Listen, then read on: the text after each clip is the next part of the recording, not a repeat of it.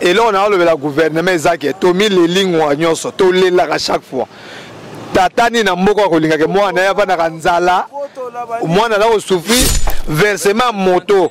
Versement moto et pas avoir colo moto de foot à 12 000 par jour à défaut 10 000 yo sengingai 20 000 30 000 yo senga 30 000 nazo versé et pas la colo moto 12 000 yo senga 30 000 pour la personne nazo morenga na lati na ata mona ordre moto na ordre te bazuti ka moto ordre ola désordre otambola nga moto ordre bakanga bo ba nous avons un casque to la tango ba casque boni il y a des casques na badji moko lati o fazer ela note o motard mais yo kolata yo oye ngozu na nzao pesa la kangi sinzela pesi passage na mituka monsieur le cabine au tembo zela pesa la utukuna ya kangi yo mais oyo azana casque te a libérer facilement ke yo mota casque atika na yo pour nini osali nini poza olaze mais casque yango pesa ngana lata ma casque yo tout ezali permis yango mais atuni o lati casque wana pour la sabso nini ye mota pesa bino casque pesa bino droit serge na nzela.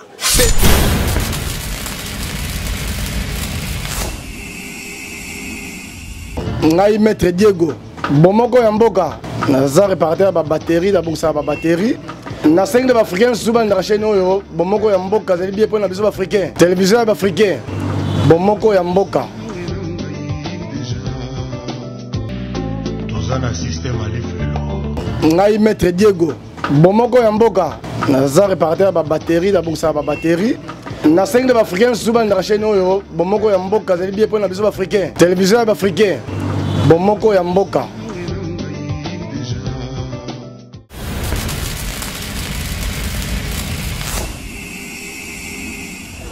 Bote bandeko balandia 3w.bomoko-ya-mboka.com toza awa na pont Matete plus précisément na kati ya Matete na arrêt ya bamoto ndenge bozomona bamotocycliste bazali awa bamotard baza awa yango soki toza na posa tomekana kosolola na bandeko na biso toyeba ba embuscade bakutanaka nango na butu ezala na moi est-ce que l'état peut assistaka bango na kati ya bamakambo na bango bakutanaka nango na nyonso oyo tokosala awa biso bokoyeba na badetail nyonso na yango toza na bandeko na biso awa tokobenga pe ndeko na biso moko awa akoki kopusana pe pembeni a expliquer biso nanu mwa ndambo ndeko mbote pa kombo na yo nani kombo na ngai Jansi Kamba bon ndeko tomoni yo awa ozali motard.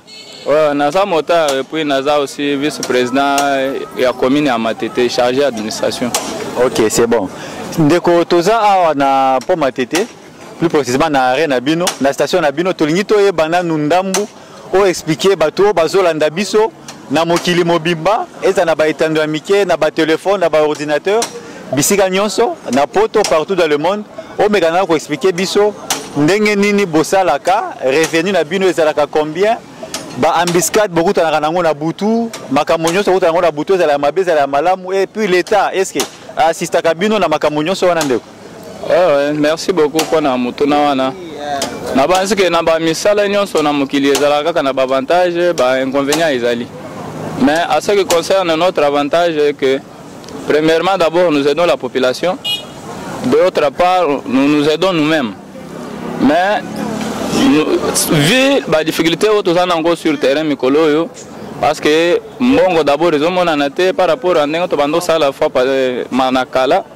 mais mikolo nzambe mbongo nda ebineni tozozo ba mike mais à ce qui concerne ba inconvénient des a plus inconvénient est belé parce que na moi d'abord musala tozo sala na kimiate tozo sala kimiate wana batakaseri eza ebele ba soda ba policier bien miibi voilà. En commençant d'abord par les soldats, tous les services de mon côté, ils ont la réhabilité à Kokanga, soit pour interpeller les motards. Parce que tous les la division de transport, normalement, tous en disposition à PCR, nous avons interpellé les motards en cas de problème, mais les policiers ont interpellé les motards en cas d'accident. C'est ça que nous savons, mais ce qui se fait sur le terrain, ils ont le contraire. Au Kokuta, voir même un bureau de n'importe qui à Kokanga moto, ils ont n'importe quelle heure. Donc makambo nde zo pesa passe makasi na bato moto fasoni ne bakosala msana bango na kimia. OK, sikoyo na yango ndeko tozomona awa bozali ebele. Sikoyo yebisa biso nano ezala na butu. ba dégâts nini bokuta nango na butu ezaki non soki okutani nango boye obengi pe soki président na bino to moko ya bandeko na bino to ata la police est-ce que ba assistaka bino facilement? Bon, eza baka mususu la police ayaka na ba intervention assistaka biso, mais souvent ba intervention ebele la police ayaka na retard à côté événement ici salemi parce que naebi bozo ka soit botala kango na ba Molière ndenge bazo boma bato moto par-ci par-là ba botala kango ba moto ezala na moyo ezala na butu yango tozo senga ke gouvernement soki akozwa disposition oyo kozala makasi ya suivi ya ndenge nini bakosilisa mwa fléau wana. Ndeko tozomona pe awa bino nyonso ba motard boza ebele awa mais tozomona ta ba casque ezate elo ezo identifier que non oza motard neti na bamboka musune tomona ka moi casque gilet na yo ezo esake no oza taxi moto donc ata soki okwe lelo za casque na na mutu okozomela shoka makasi est-ce que bino boza lango te soki boza vaka ndenge nini? Bon problème ya casque na banzi ke bomona ki faut passer gouvernement soki disposition à kopesa ba motard ba casque. Mais ce que nous avons été, c'est une faute comme telle, comme on peut dire, il y a des motards, parce que les casques, premièrement, il y a des motards, ils sont un peu obligatoires à la taille. Mais tout le temps, on a des difficultés à manquer le deuxième casque. Casque, ils ont dit que le client est mort à la taille.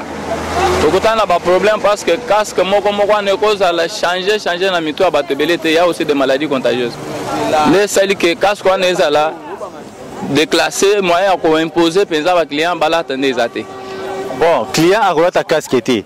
Pour na ba makambo ebele donc bilo pe boza na makoki ya kosomba casque mi balete donc siko bozo mbongo onyo so bozuaka. Obandi ko sala de tongo tipo quoi. Est-ce que orozo ata mwa mbongo mokete o kangiso mata deux casquettes? Te kolata casque kozo deux casques un problème te. Na soko yo ka ngana de part na lobby kozo casque un problème te. Eza devoir motard nyo se faut alata casque. Eza protection. Mais toujours découragement quelque part. On a solo baba motard ba ebi. Oyo ba donc ba client de baza capricieux. Azo boya casque moko la bola tango soki batu mine misa to aye changer. Mais eza ndenge wana. Bino ndenge boza wana bozaka batu moko befo bozala nango kaka de façon que yo kolanda caprice à cliente. Pour eza pona quoi donc lobby qu'on a au cas où accident et salami akobika soki aza na casque na mutu yo kolanda caprice na ye te mais yo ndenge ozolanda wana eza lokola bino nde boza ba porteur ya makambo nyonso na poso lelo mutu akwei abebisi mutu na ye pasuki peut-être na ndimi te ke wana bato akowela mutu ate bakowela nde mutu liboso ya wana bolaka baye kolanda na mutu liboso okoye na mbeba wana siko na nyonso na toyebi te réponse nini oyo kipesa na bato bazolanda biso partout dans mokili mobimba o bazolanda biso tant que ba mota na biso ya Congo ya Kinshasa.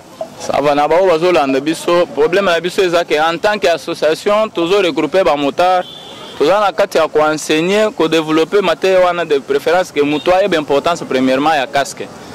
Nde yango toujours multiplier ba effort que prochainement et logo ezomona na siko ke bato bazolata te prochainement balata casque. C'est ça le problème, c'est ça notre mission. Okay. Merci beaucoup Ndeko. Tozui Ndeko Mususu pe awa a expliqué biso nanu apport ya casque. Na mboka na biso oh parce que ba motard rebelle bazota ba casque était tozana Ndeko Mususu a mekana ko expliquer biso na maele na. Bon, merci pour la parole. Vraiment pour la problème ya casque. Casque eza pona le kambote ke ndo lobby o ba client ozolinga kolata ontete. Casque eza na ba problème ebele o biso to kutana kana des fois boké na Carrefour botelemi boye ozomona pesera ye akangi yo moto na casque moto ala casque te atelemi konyo ça dû à quoi? Ça dû casque on dit que c'est pas problème o casque biso na gouvernement gouvernement ya pesa bino gouvernement ya chef de l'état moto pesa ki ordre pas na ministre de transport ba biso pesa zo casque to la tango ba casque boni il y a des casques na badge moko lati o fazer ela sanote o motard mais yo ko lata yo oye ngozu na nda opesa la kangi sinzela pesi passage na mituka monsieur le cabine botembo ozela pesa la utukuna ya kangi yo mais oyo azana casque te a libérer facilement ke yo moto casque atikali na yo casque na yo po nini osali nini po oza olaze mais casque yango pesa ngana lata ma casque yo tout ezali permis yango mais atuni o lati casque wana pour la sabiso nini ye moto pesa bino casque pesa bino droit sirige na nzela pesa za ko lobela azobela moto asumbi na lati casque. Donc pesa yo senga osko doa yo kotambola nango na nzela. Otambola na nzela il faut na futa ye. soko la kisika note metala chef de l'état yeyo na sima abi chef de l'état ne nani azali ko institution mboka bo to sala nini yango ko mpeza so mzumbo nazo mo ngana lati na ata mona ordre moto na ordre te bazotika moto ordre ola désordre otambola nga moto ordre bakanga na nyonso wana siko nani siko so créer désordre na makambo nyonso créer zo ta partie à la police ba PC moto créer ba PCR moto do créer biloko wana et ensuite policier soko kuchona nzela kangi yo papa pona casque eza mafo policier na yebi no te décision na mboka nini totamola mboka misusu to mona makambo to mona RDC ko na nyonso trakasi kanga moto te policier aza sous détention population makambo na akangi yo ko na nyonso na siko na butu ba trakasi nini bokutana nango na butu ba dégâts nini bokutana nango na butu butu ne parlons même pas na yebi te soko tambola na butu soko za na limeno na tempo pesa biso to bengo okuta o mona na musu na miso yo ko yebisa ça la biso bien ba yebisi biso 20 de 20h to tambola te ona nini 20h au-delà de 20h yo ko français bi au-delà de 20h to tambola te c'est-à-dire 21h ce zio au soko tambola te mais 20h zio na place bakangi yo ba yebi na yebi te surtout ba yo ka général kanya mamalamu na yebi te abi au-delà de 20h c'est-à-dire ceux qui ont mis 21h, bah couture, c'est au Kangayo. Mais 20h58, 20h59, et ça toujours 20h. Si quoi, on a non sur eza cause eza nino et ça qui non ba pesa bino limite wana. Ali police lobby aza mal payé. Abika ka partir à ba motard, à partir à ba chauffeur, mi tout cas né abika kawana. Salaire na ye eza insuffisant qui a nourrir moi sina bana tangsa bana e pour nde. Soka sali kanyaka te akolia te. Mboka eza malamu te vraiment ndoko tuninga na kolobela yo soki ezala na mo ezala na butu akanga bino partout ezala mo ezala butu et na butu ne parle même pas un bureau D soit déjà bureau D aner moto service à renseignement akobi moto okanga ba moto et yebisanga de ça na mboka ne moto service à renseignement iyo komi moto okanga moto peut okanga oza ko bien logo kangia a memoti na na bureau de la police parce que makambo nyonso wana ndeko. Est-ce que vous avez le président Nabino, association de Bozan, le président? Est-ce que vous avez le président Nabino et Bagango? Le président Nabiso a lobby on balé belé to landaka biso tout. Toyo kakaye. To landaka à chaque fois ndenga lobaka. Allez la ngwanyo se be auprès ba konzi. Ba yo kakayo mais ti lelo to mono noté réponse avec comme tout président sur bate. To pesa ke ba d'alliance président tozo sala buto za buto za buto. Yebi sabizo za likolo kuna sola na batono likolo kuna mais jusqu'à présent a kendeka ko mile la boti mais tozo asutite. Mboka nini soko ti oti likonzi osongo wa lever likonzi wana te eva na mbula na mbula. Et ça ce qui moyen so mo ki note to tambola moto de ti 20 suka wana. Ba ko zona kata lo mboka. Pour nini baebisa bino keno 20h dans air dimbisa bino za 20h. Est-ce que cause za nini we bakati la bino limite wana? Cause wana biso toza ko yeba yango te. To yebi na kala bo bandai ko tambola donc des air nion so ti tongo wana ko tambola. Eza subongo te pona nini? Par bazaki na raison ya ko rete que notre to suka na 20h. Et da ko aider pe biso puisque na moto biso to banda bana tongo ti tongo. Yebte mboka eza malamu te et en plus ezaki na mabete ke moto so tambola tongo ti tongo circulation ya population et aussi la te bato biso ba kende ba fête azonga beaucoup mituka ezata nzela moto kumbe comme c'est na ndako mais yo ndeko siko nasuka sikoyo yebisa biso nanu tala caméra na biso okoyebisa gouvernement nini pona eloko. Et là, on a enlevé le gouvernement Zaki, Tomi les lignes nyonso, to lela à chaque fois. Tatani na mboko kolinga ke moi na yava na kanzala, moi na la souffrir, moi na bimina tongo ke koluka boti 20h, yonde ko utikono yete pour changer l'ordre, oyo boto le mbongo tout peut au sein mon mokete. Versement moto et pas la colo moto de foot à 12 000 par jour, à défaut 10 000. Yo sengingai 20 000, 30 000.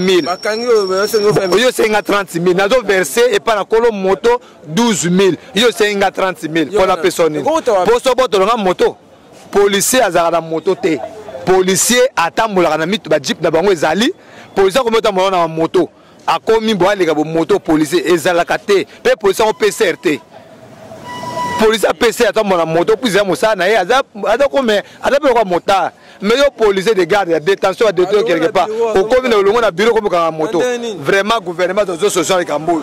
OK, merci beaucoup ndeko tozolanda tokutala pe na mwa ndeko mosusu awa amekana nuko expliquer biso muke ba inconvénient na batakaseni bakutana nango na nzela na butu ezala to na moi apport ya casque na moto mikolo bazota su ba casque te nde tolingi toyeba susu tozokende kotamola na kososola muke muke bolanda.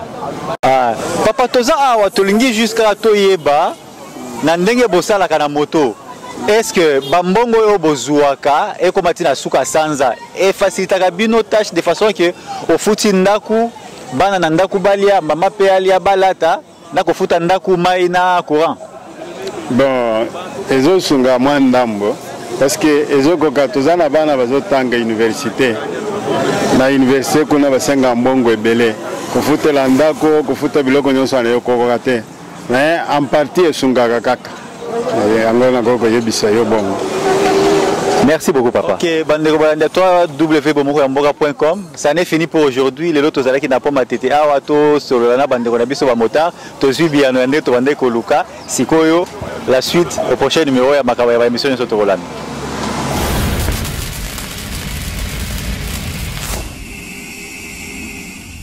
Ngai maître Diego Bomoko ya mboka naza réparateur ba batterie da bongsa ba batterie na 5 de africains souvent na chaîne oyo Bomoko ya mboka zali bien pona biso africain télévision ya africain Bomoko ya mboka tozana système alifelo ngai maître Diego Bomoko ya mboka naza réparateur ba batterie da bongsa ba batterie na 5 de africains souvent na chaîne oyo Bomoko ya mboka zali bien pona biso africain télévision ya africain Bomoko ya mboka